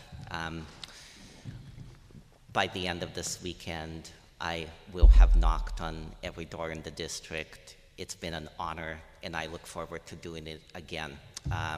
So what I keep hearing from the conversations that I've had with many of you and so many others are our housing unaffordability and displacement crisis. And I do believe and have a track record to prove it of working on all 3 Ps of housing: production of new housing with an emphasis on affordable, protection of sitting tenants like myself, and so many others in the district, preservation of naturally occurring affordable housing. We've touched a lot already on the homelessness crisis and a mental health crisis that too many of our neighbors unfortunately face. Safety. Everyone deserves to be able to feel safe and be safe. Walking to downtown, through downtown, walking around Berkeley.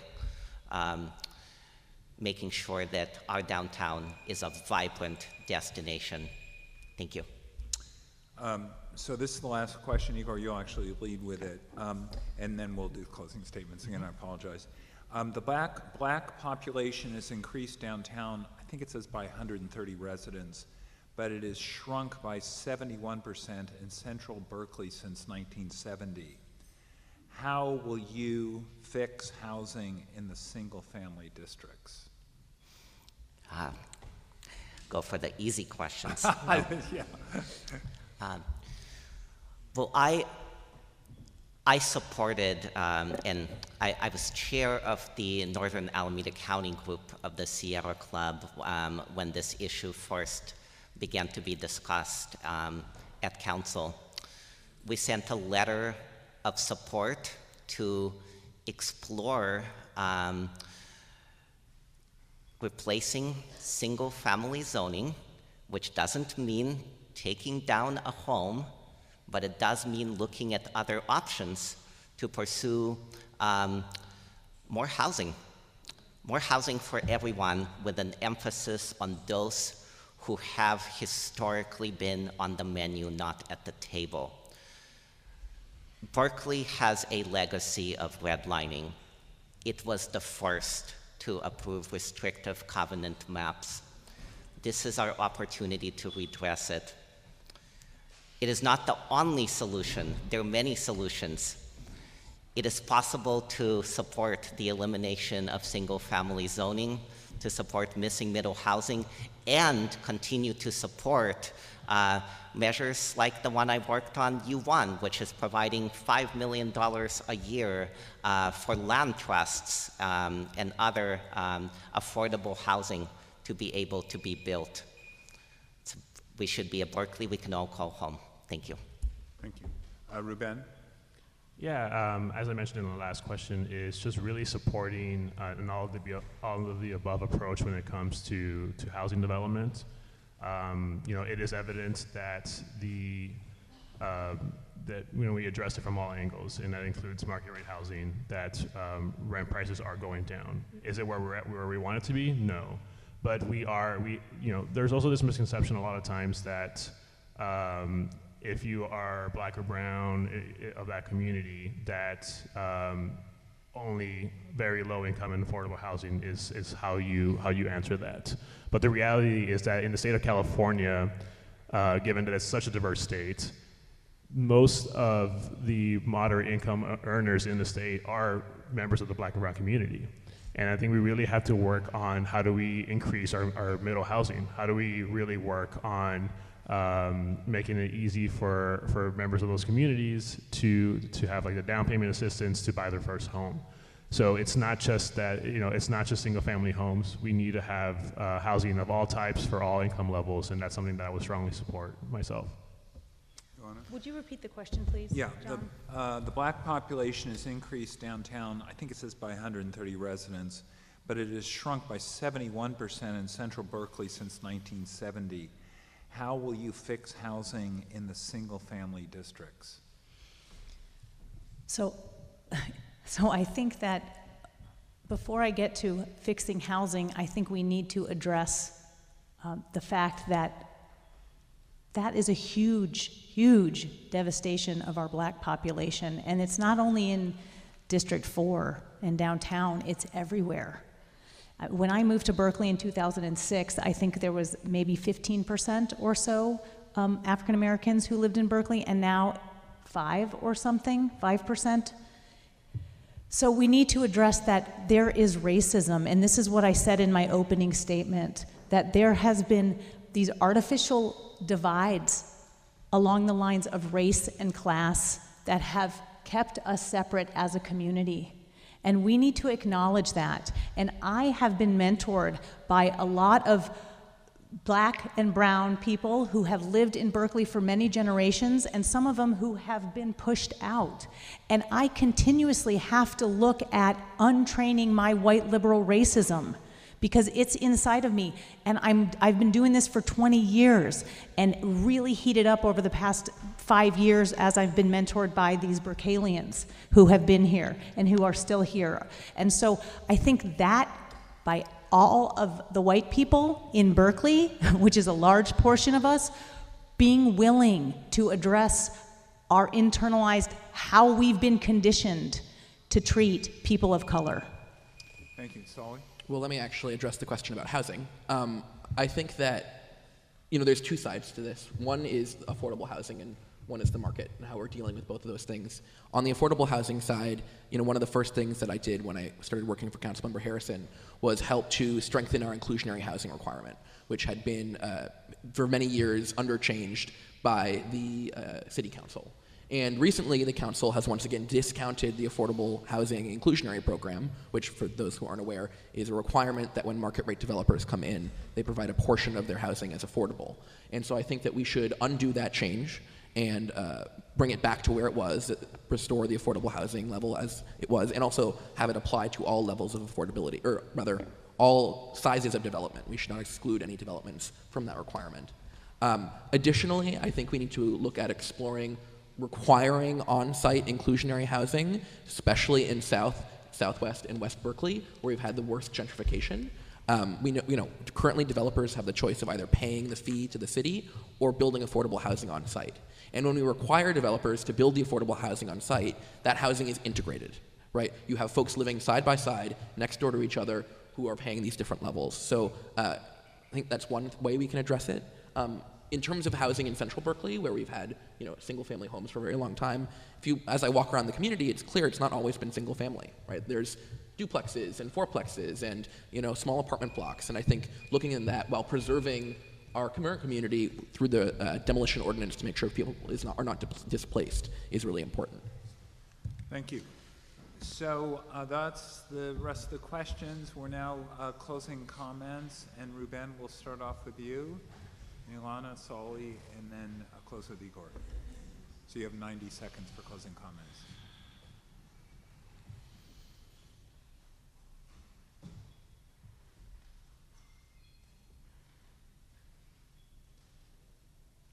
Are we good? Yeah. So thank you, everyone tonight. Thank you to our hosts and everyone here for allowing me the opportunity to share more about myself and my vision. As I mentioned earlier, I've been doing this work for the last 8+ years behind the scenes. I'm ready to step up. I'm doing this because my fiance and I have set roots here, and we want to be here in the long run. As a kid growing up in South Texas with my mom, there was just no economic opportunity down there. And very early on, I knew that, my mom currently still lives with my brother and sister in an apartment in San Antonio. Home ownership is just not something that we have. We don't have the wealth that comes with that. These issues, when we're talking about a lot of these issues and the people it impacts, you're looking at one of them. I have that lived experience. I know what it takes to, to be part of a working family that has to make ends meet. I am so grateful for the community that has given me everything these last 6 years. I'm looking so forward to giving more of that back to y'all, in addition to my current service at City Hall. I'm so grateful to the supporters that I mentioned earlier. You know, it takes a diverse amount of people with different perspectives and lived experiences to come to a solution. And that's why I'm grateful that I have, again, the building trades, the carpenters, the firefighters, a majority of the city council, members of the school board, the rent board, District 4 community leaders, clubs like my own, the East Bay Young Democrats, and so much more. So yeah, just thank you for your time. Thank you. Elana? I have lots of ideas, innovative ideas. Go to my website, elana4berkeley.com, about the housing. So we must build affordable housing, actually affordable housing for working families, and we can do that. I aspire to be a council person on the shoulders of Donna Spring. I have heard about her from so many of our neighbors as I'm going door to door. I am the candidate if you are ready for change in our city. If you feel that things are going well and you're cool with, you know, all these empty market rate buildings, an empty vacant ghost town of a downtown, and an increase of crime while we continue to give the police more and more and more and more tens of millions of dollars, then I'm not your candidate. You should vote for one of these other guys, because a couple of them are endorsed by most of the city council.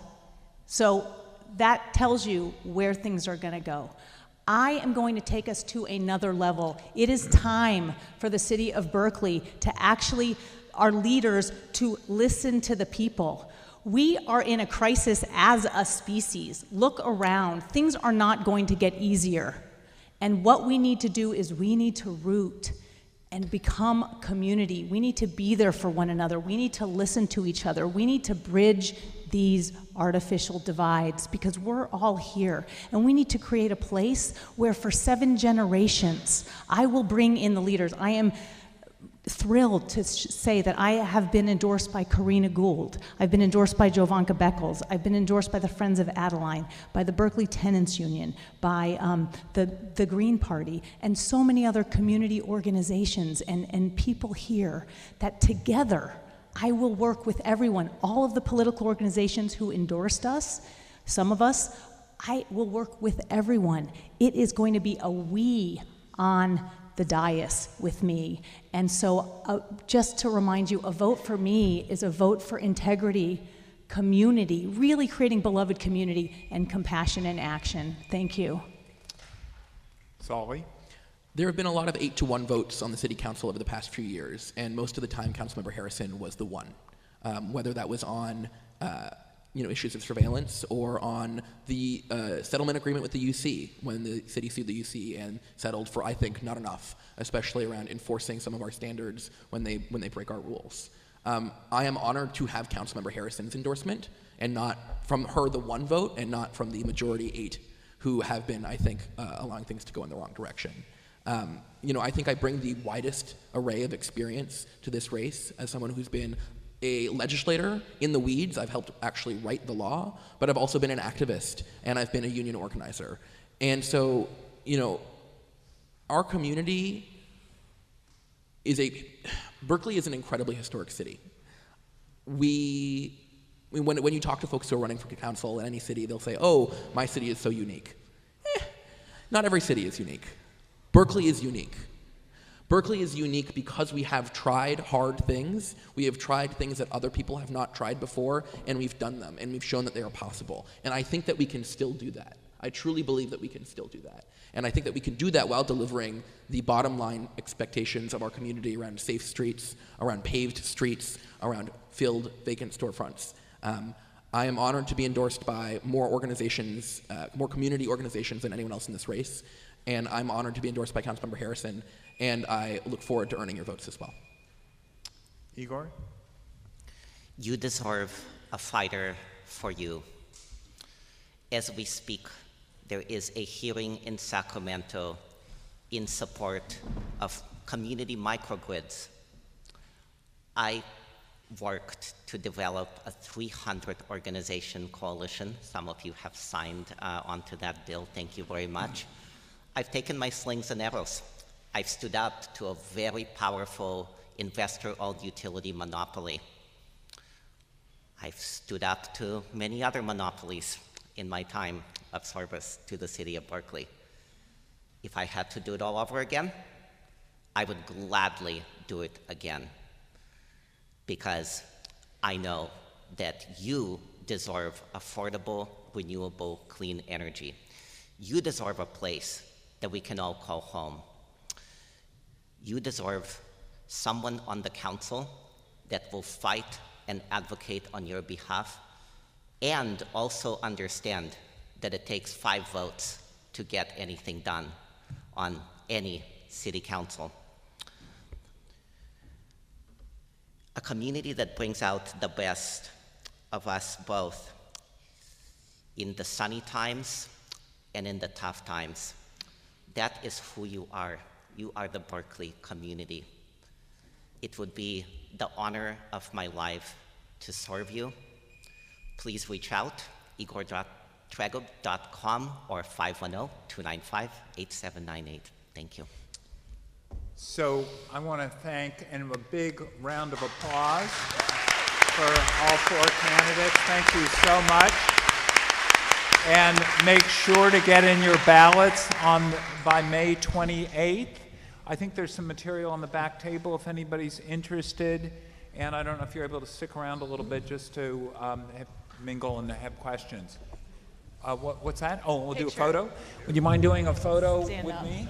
Oh my God, these chairs. Yep. I don't know if I can get up. I can't get up. All right, guys. John, you stand in the middle.